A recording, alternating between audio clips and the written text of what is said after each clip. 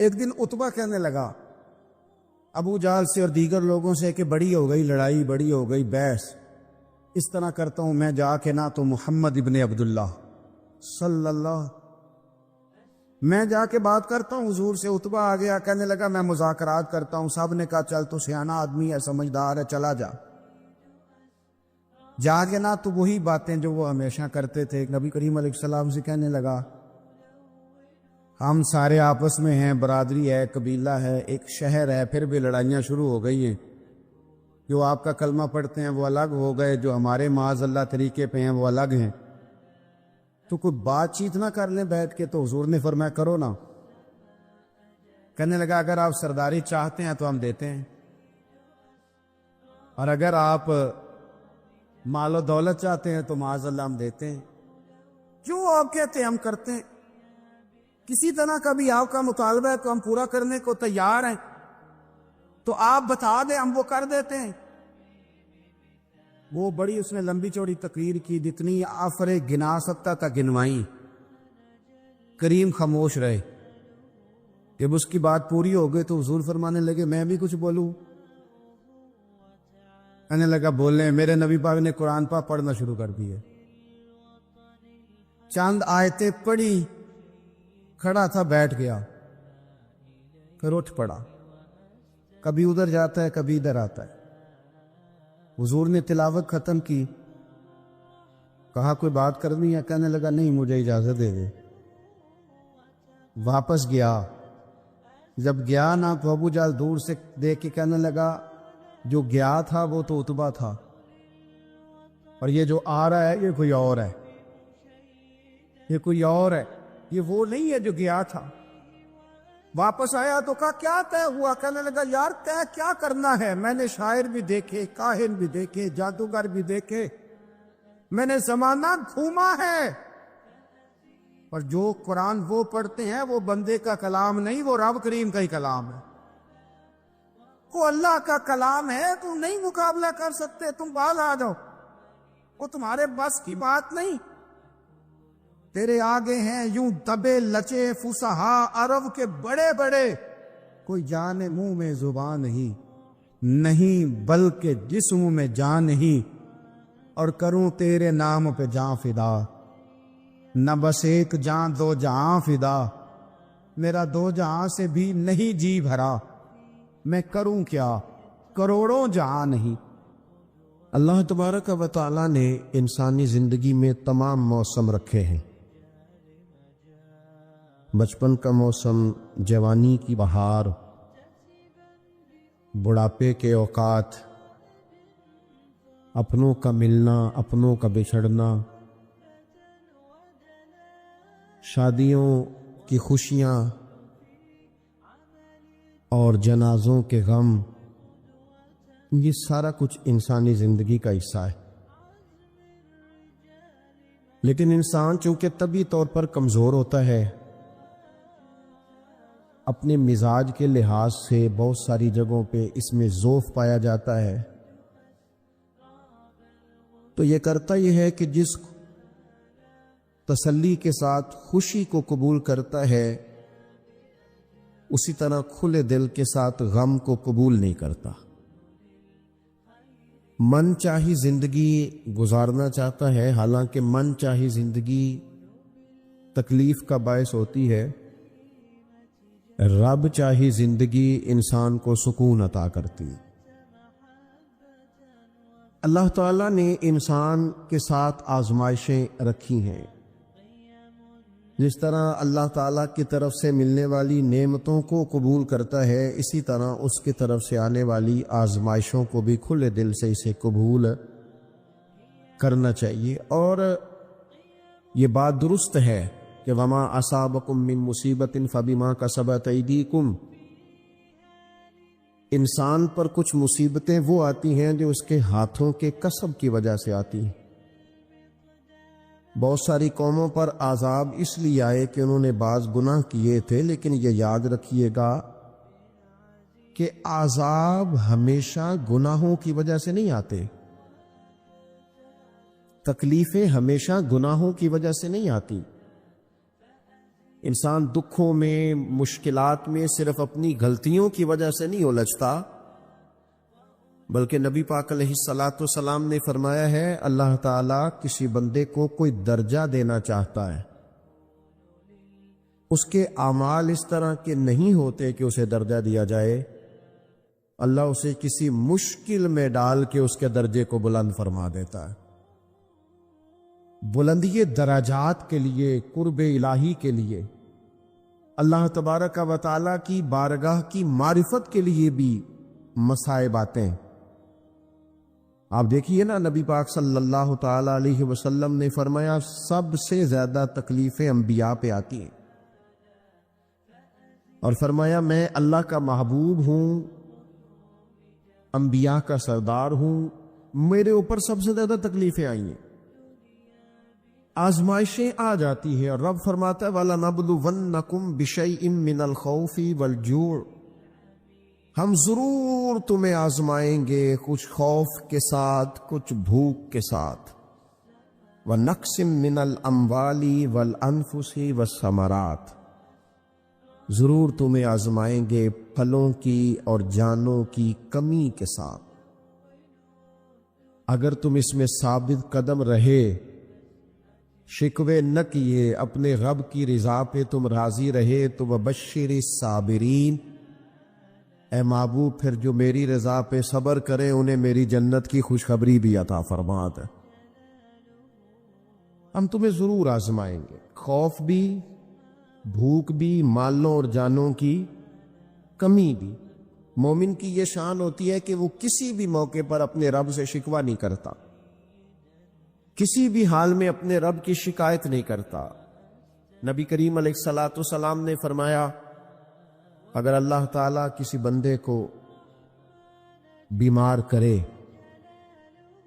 اور پھر اس بیماری پر وہ صبر کرے اور آنے والوں سے رب کا شکوہ نہ کرے، تو فرمایا اللہ تعالیٰ نے جو گوشت اسے دیا ہوتا ہے اس سے بہتر گوشت اللہ اسے عطا کر دیتا ہے۔ اگر اللہ تعالیٰ کی حکمت غالب ہو اور تقاضا اس بیماری میں اس بندے کے انتقال کے کر جانے کا ہو، تو فرمایا پھر اللہ تعالیٰ اسے شہادت کا درجہ عطا فرما دیتا۔ آزمائشیں آ جاتی ہیں، انسان پر مصائب آ جاتے ہیں، دکھ آ جاتے ہیں، تکلیفوں کا سامنا بندے کو کرنا پڑ جاتا ہے۔ اب یہ کہ اس میں اپنے دل کو، اپنی روح کو قرار دیا جائے، اپنے آپ کو اللہ کی رضا پہ کھڑا کیا جائے اور ان حوادث کا مقابلہ کیا جائے، ان چیزوں کو دیکھا جائے اور یہ غور کیا جائے کہ میرا رب اگر اسی بات میں راضی ہے تو یقیناً اس میں اللہ کی کوئی خاص حکمت ہوگی۔ قحط حضرت عمر کے زمانے میں بھی آ گیا تھا، بڑی مشکلات کا سامنا کرنا پڑا۔ تو ان مصائب میں انسان کو تھوڑا سا پہلے تو ہمت کرنی ہے، پھر اس میں کرنے کا جو کام ہے وہ یہ ہے کہ سب سے پہلا کام تو یہ ہے کہ اپنے رب کی بارگاہ میں کھل کے دعا مانگی جائے، اللہ تبارک و تعالیٰ کے حضور التجائیں کی جائیں، دعائیں کی جائیں، رب کریم کو منایا جائے۔ حضرت عمر فاروق رضی اللہ تعالیٰ عنہ کے زمانے میں جب قحط آیا تھا تو حضرت عمر نبی پاک علیہ السلام کے چچا کو حضرت عباس رضی اللہ تعالیٰ عنہ کو لے کے میدان میں نکلے تھے، اور کیا خوبصورت لفظ انہوں نے ترتیب دیے تھے، عرض کرتے تھے مالک پہلے ہم تیری بارگاہ میں محبوب پاک کو لے کے آیا کرتے تھے، آج محبوب نے ظاہری وصال کیا ہے تو تیرے محبوب کے چچا کو لے کے آئے ہیں، تو اے اللہ تو مہربانی فرما اپنے محبوب کے چچا کا صدقہ ہمیں بارش عطا فرما۔ تو بس حضرت عمر نے وہ دعا مانگی، حضرت عباس کو وسیلہ بنایا تو اللہ نے بارش عطا فرما دی۔ اچھا، پھر یہ دونوں چیزیں ہمیں حدیث صحیح میں ملتی ہیں۔ ایک نوجوان نے، ایک شخص نے آ کے حضور کی بارگاہ میں عرض کی یا رسول اللہ بارش نہیں ہوتی، دعا کر دیں، تو نبی پاک نے ہاتھ اٹھائے دعا کے لیے، اتنے ہاتھ بلند کیے کہ بغلوں کی سفیدی نظر آنے لگی۔ وہ کہتے ابھی محبوب کے دستے مبارک پوری طرح چہرے پر پھرے نہیں تھے کہ اللہ نے بارش عطا کر دی۔ پھر پورا ہفتہ بارش ہوتی رہی تو لوگوں کو اب بارش کی کثرت کی وجہ سے بعض مسائل بننے لگے تو وہ پھر حاضر ہوئے. عرض کی یا رسول اللہ دعا فرما دیں، اب تو کچھ مشکلات بڑھنے لگی ہے. تو حضور نے پھر ہاتھ اٹھائے، کہے اللہ اپنا فضل نصیب فرما، مہربانی فرما. کبھی بارش کی ضرورت ہوتی ہے اور کبھی بارشوں کا کثرت سے ہونا وہ تکلیف کا باعث ہو جاتا ہے بعض جگہوں پر. تو کہتے ہیں پھر حضور نے دعا فرمائی، ابھی چہرے پہ ہاتھ نہیں پھیرے تھے کہ مدینہ منورہ میں بارش ختم ہو گئی. تو سب سے پہلا اور ضروری کام ہمارا آج مزاج بن گیا ہے کہ ہم تبصرے کرتے ہیں، سیاست کرتے ہیں، اس پر بیٹھ کر. اب ایک اور دور آ گیا ہے، ویڈیو بناتے ہیں، موبائل چلاتے ہیں، جو کہ بہت بڑا امتحان ہے ہمارے لیے کہ صرف 20 منٹ موبائل کو ہاتھ نہ لگائیں. بہت بڑا امتحان ہے. ہو سکتا ہے بہت سارے لوگ بڑی تکلیف میں آ جائیں کہ پورے 20 منٹ گزر گئے. اس پہ ویڈیو بنائیں گے، اس پہ کومنٹس کریں گے، اس پہ یہ کام ہم کرتے ہیں. حالانکہ اگر کوئی ایسی مشکل آ جائے تو شریعت نے ہمیں یہ سبق دیا کہ پہلے دعا، پہلے اللہ کی بارگاہ میں حاضری. اکبر الہ آبادی نے کہا تھا کہ مصیبت میں بھی اب یاد خدا ہم کو نہیں آتی. دعا منہ سے نہ نکلی، جیبوں سے عرضیاں ہی نکلی.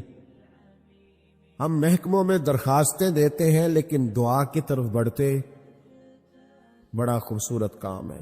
سب سے پہلے تو یہ کرے کہ وہ جو ہمارے بھائی تکلیف میں ہیں، مجبوری میں ہیں، ان کے لیے اپنے رب کی بارگاہ میں عرض کریں کہ مالک، قدرتوں کا مالک تو تو ہے، ہر چیز تو تیرے دست کرم میں ہے، اور تو کریم اتنا ہے کہ بندوں پہ تو غضب نہیں زیادہ فرماتا، رحمت ہی زیادہ فرماتا ہے. اور تیری رحمت تیرے غضب پر غلبہ رکھتی ہے. اس لیے مالک تو کرم فرما. اور یہ جو لوگ ہیں تو انہیں اپنے فضل سے ہی آسانی عطا فرما تاکہ اس مشکل سے نکل آئیں.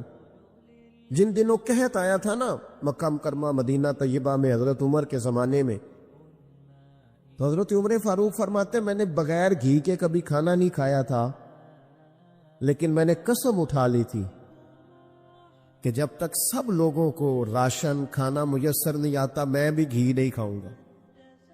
یہ جو اضافی اخراجات ہیں، ایڈوانس گاڑیاں بک کرانا، نئے ماڈل کے موبائل خریدنا، یہ جو ہمارے صرف ناز نخرے ہیں، صرف ان کو تھوڑا سا کلوز کر لو. عجیب بات ہے نا، عجیب ظلم ہے نا کہ ایک بچہ رات کو اس لیے کھانا نہیں کھا رہا کہ اس کی مرضی کا پکا ہوا نہیں، اور ایک طرف میرے ہی وطن میں اس ویڈیو نے بھی میری چیخیں نکلوا دی جس میں ایک بیٹی، اور اس کی عمر بھی بالکل اتنی ہے جتنی میری بیٹی کی عمر ہے، اس سے وہ صافی پوچھتا ہے، پاؤں اس کے ننگے ہیں اور پاؤں پہ کیڑے چڑھ رہے ہیں، تو اس سے پوچھتا ہے پتر کیا چاہیے؟ وہ کہتی ہے صرف روٹی کھانی ہے، کوئی مطالبہ نہیں، کوئی مطالبہ نہیں. روٹی دا دکھ نہ پوچھو، یہ روٹی بندہ کھا جا دیجیے،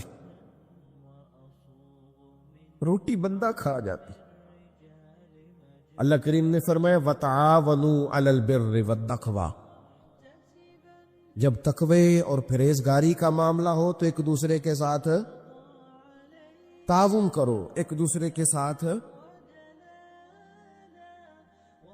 تعاون کرو، ایک دوسرے کا آگے بڑھ کے بازو تھامو، خیر کے کاموں میں ایک دوسرے کی مدد کرو، آگے نکلو. ہو جاتا ہے کبھی کبھی ایسا کہ ایک بھائی کے پاس بہت زیادہ مال ہوتا ہے، دوسرے کے پاس کم ہوتا ہے، اور نبی پاک صلی اللہ تعالی علیہ وسلم نے ارشاد فرمایا کہ یاد رکھنا اللہ تبارک و تعالی اتنی دیر تک تمہاری مدد کرتا ہے جب تک تم اپنے بھائی کی مدد کرتے رہتے ہو. اللہ تمہارا مددگار رہتا ہے. دیکھیے حضرت سیدنا آدم علی نبینا علیہ الصلاۃ والسلام سے ایک خطائے اجتہادی ہو گئی. اللہ تبارک و تعالی ایک درخت کے پاس جانے سے منع کیا تھا، لیکن مشیت ایزوی کے حضرت آدم وہاں چلے گئے۔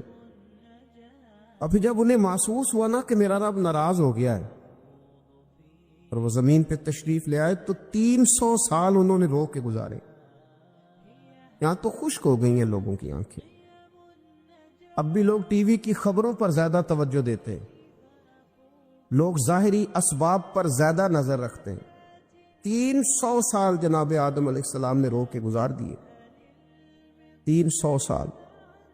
اور پھر دونوں نے، قرآن مجید فرماتا ہے کہ دونوں نے، جناب آدم نے، حضرت حوا نے کہا وقالا، دونوں نے کہا ربنا ظلمنا انفسنا، اے اللہ ہم نے خود ہی اپنا برا کیا، وَإِن لَّمْ تَغْفِرْ لَنَا، اگر تو نے ہمیں معاف نہ کیا، لَنَكُونَنَّ مِنَ الْخَاسِرِينَ، تو اللہ ہم نقصان اٹھانے والوں میں سے ہو جائیں گے۔ اللہ کو منایا، اس کی بارگاہ میں آہوزاری کی، گڑ گڑائے، عرض گزار ہوئے، ربنا ظلمنا انفسنا، اے اللہ ہم نے خود ہی اپنا برا کیا ہے، وَإِن لَّمْ تَغْفِرْ لَنَا، اگر تو نے ہماری بخشش نہ کی، وَتَرْحَمْنَا، اور تو نے ہمارے اوپر رحم نہ کیا، لَنَكُونَنَّ مِنَ الْخَاسِرِينَ، تم نقصان اٹھانے والوں میں سے ہو جائے۔ اللہ تو ہمارے اوپر رحم فرما، ہم پر فضل فرما، ہمارے لیے آسانی فرما۔ تو جب یہ جملے آپ نے ادا کیے تو پھر اللہ تبارک و تعالی نے ان پر اتنا فضل فرمایا کہ مالک کریم نے اپنی ساری رحمتوں، برکتوں، نوازشوں سے انہیں مالا مال فرما دی۔ تو پہلے تو بات یہ ہے کہ احساس ندامت ہو،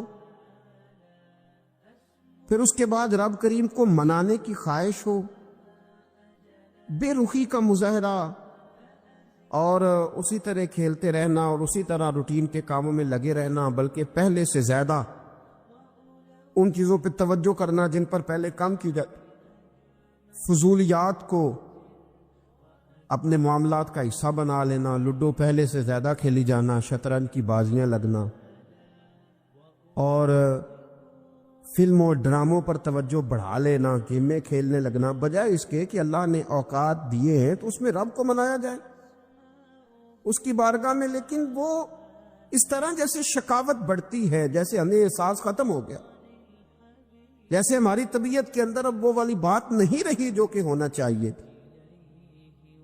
تو اللہ کریم کی بارگاہ میں عرض کیا جائے، رب کریم کی حضور ناز یہ گزارش کی جائے اور اسے منایا جائے۔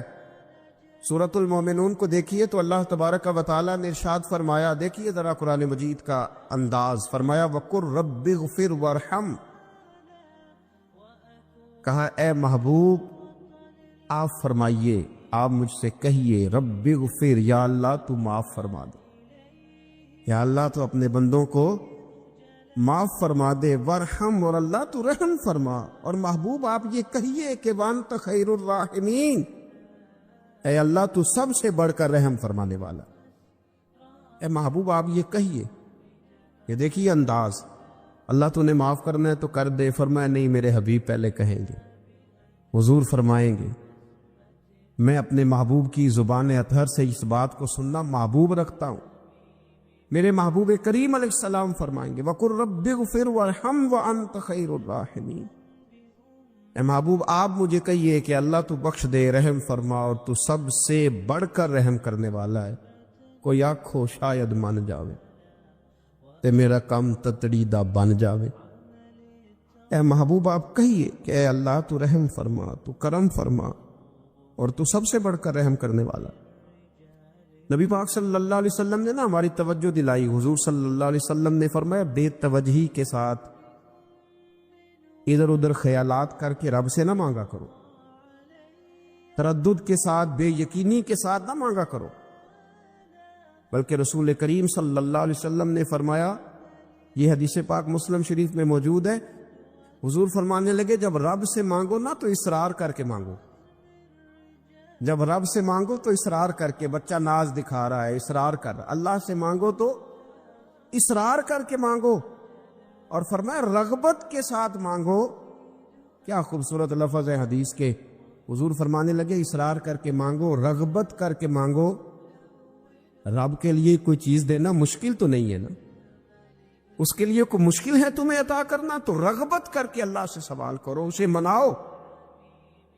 اور خود نبی پاک صلی اللہ علیہ وسلم کا حال یہ تھا، حضرت عائشہ صدیقہ رضی اللہ تعالیٰ عنہ فرمانے لگی کہ نبی پاک دعا رسول اللہ صلی اللہ علیہ وسلم، یہ لفظ ہیں حضرت عائشہ کے، اللہ اکبر، ذرا ان میں ڈوب کر دیکھیے گا، ذرا ان لفظوں میں کھو کر دیکھیے گا ام المومنین کیا فرماتی ہیں۔ حضرت عائشہ صدیقہ فرماتی ہیں، یہ بھی مسلم میں موجود ہے، کہتی ہیں دعا رسول اللہ، کہتے ہیں نبی پاک نے دعا مانگی، حضور نے دعا مانگی۔ سبحان اللہ، کیا لفظ ہیں، کیا وجد آفرین جملے، کہتے ہیں دعا رسول اللہ، نبی پاک نے دعا مانگی، ثم دعا، دعا مانگ کر حضور پھر دعا مانگنے لگے۔ حضور نے دعا مانگی اور دعا مانگ کر حضور پھر دعا مانگنے لگے، اور ثم دعا رسول اللہ، تیسری دفعہ فرماتی ہیں، کہتی ہیں حضور نے دعا مانگی اور دعا مانگ کر پھر دعا مانگنے لگے، یعنی حضور نے دعا مانگی اور پھر دعا مانگی، اور دعا ختم ہو گئی تو تیسری دفعہ پھر دعا مانگی، یعنی حضور نے مانگا۔ کیا کہا حضرت نے، فرمانے لگے مانگیں گے مانگے جائیں گے، منہ مانگی پائیں گے، سرکار میں نہ لا ہے نہ حاجت اگر کی ہے، مانگیں گے مانگے جائیں گے، منہ مانگی پائیں گے۔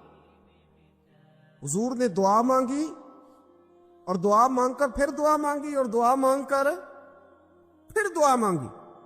تو نبی پاک صلی اللہ علیہ وسلم کا تو اللہ سے مانگنے کا، اس کو منانے کا یہ طریقہ، حضرت عبداللہ ابن عمر فرمانے لگے، یہ لفظ ابو داؤد شریف میں موجود ہے، ذرا ان کا بھی ذائقہ محسوس کیجئے گا۔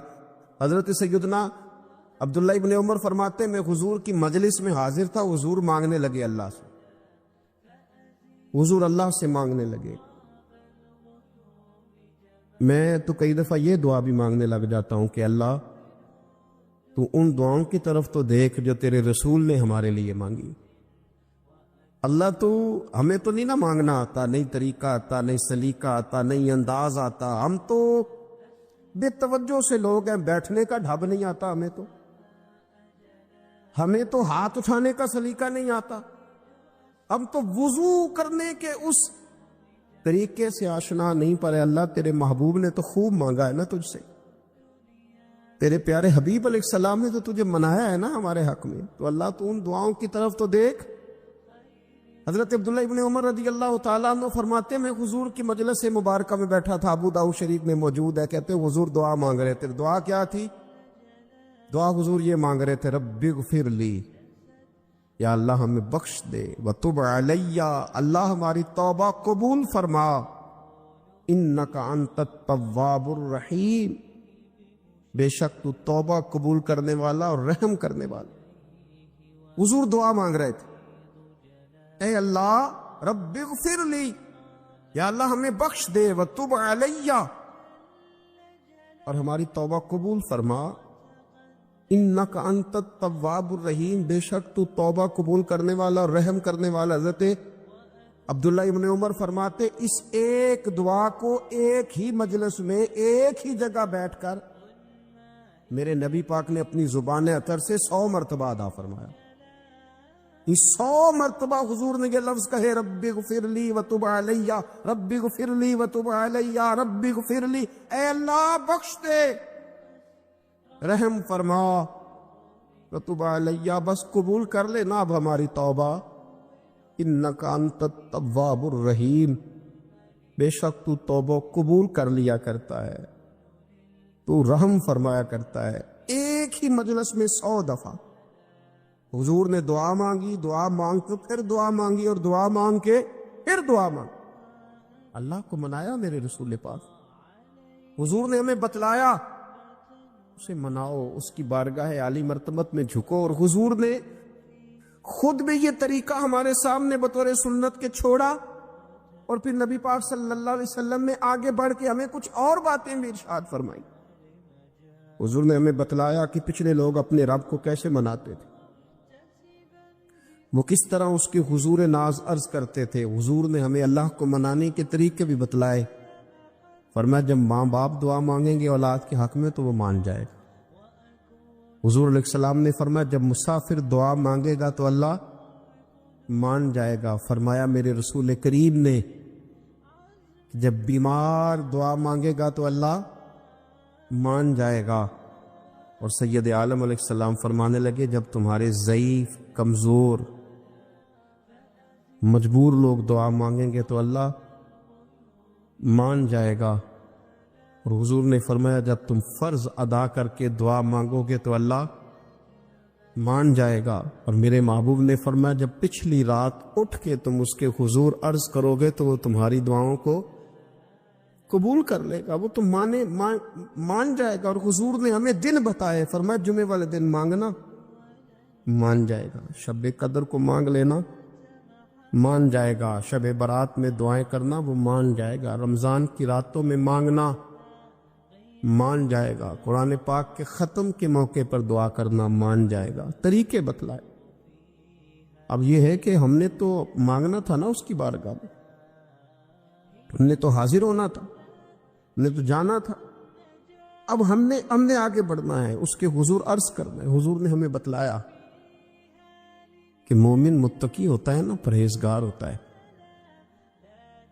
اس نے کچھ نیکیاں بھی کی ہوتی ہیں، جس طرح اسے اپنے گناہوں کا پتہ ہوتا ہے نا، اسے پتہ ہوتا ہے کہ نہیں یار فلاں کام میں نے فقط اللہ کی رضا کے لیے کیا ہوا ہے، وہ میرا اور میرے رب کا راز ہے۔ فرمایا جب تم بڑے الجھ جاؤ نا، جب تم بڑی آزمائش میں آ جاؤ اور جب تم سمجھ لو کہ اب میں بڑی تکلیف میں آ گیا ہوں، تو پھر ایک طریقہ حضور نے ہمیں اور بھی بتلایا مانگنے کا، ایک اور طریقہ بھی بتلایا، اور وہ روایت صحیح مسلم میں موجود ہے۔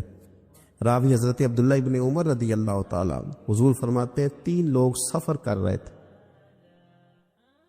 یہ آپ اندازہ فرمائیے صحیح مسلم کی حدیث ہے، ذرا حضور کے سمجھانے کا ایک یہ رنگ بھی ہے اللہ کو منانے کا، ایک یہ انداز بھی ہے اس کی بارگاہ میں گزارشات پیش کرنے کا، یہ بھی ایک طریقہ حضور نے ہمیں بتلایا۔